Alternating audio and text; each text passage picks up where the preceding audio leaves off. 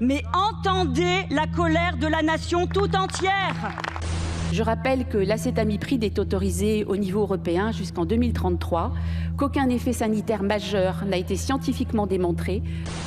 Les agences indépendantes que sont l'OMS, l'EFSA, l'Agence européenne des produits chimiques et l'ANSES ont toutes évalué l'acétamipride. Leur verdict est clair, ni cancérogène, ni mutagène, ni reprotoxique.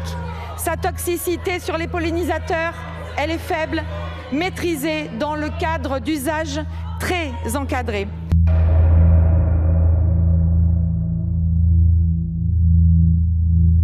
La science s'est exprimée, mais quelle science ? Les 21 sociétés savantes et médicales, la société de cancérologie tout entière, la société de pédiatrie, la société d'endocrinologie, toutes ces sociétés s'opposent à la loi du plomb, l'ont affirmé haut et fort, et même l'ordre des médecins.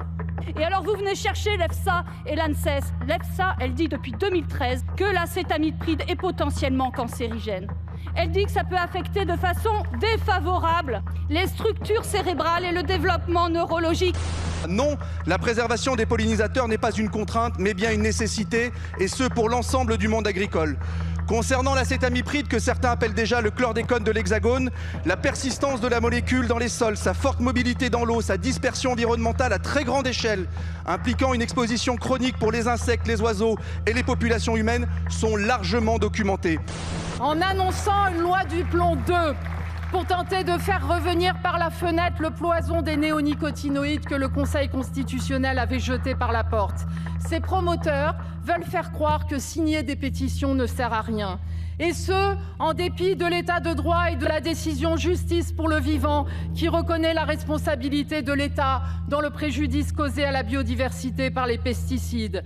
Ne sous-estimez pas la force citoyenne qui s'est levée. Elle fera barrage à la loi du plomb 2. Elle s'opposera à la loi européenne dite Omnibus, qui est en fait omnipesticide, ad vitam aeternam. Plus de science, plus de souveraineté.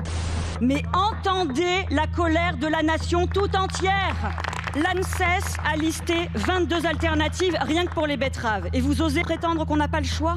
Plus de 1200 études scientifiques prouvent l'impact des pesticides sur la santé humaine comme sur la biodiversité. Il vous en faut combien de plus exactement pour être sûr du danger ? Combien de tribunes de médecins ? Combien de malades ? Combien de morts ? Oui, nous sommes en colère. Il faut en finir avec votre modèle agricole productiviste et mortifère.